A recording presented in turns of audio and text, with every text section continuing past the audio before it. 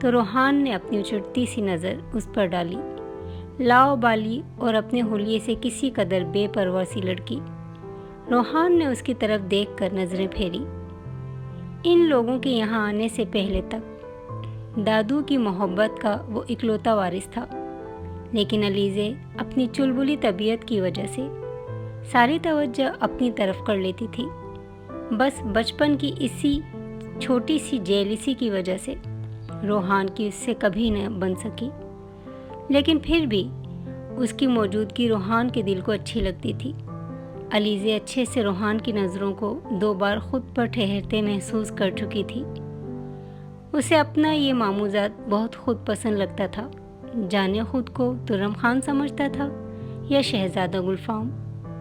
علیزے اسے گھور رہی تھی۔ اس کی روحان سے انبن پہلی بار تب ہوئی جب ایک بار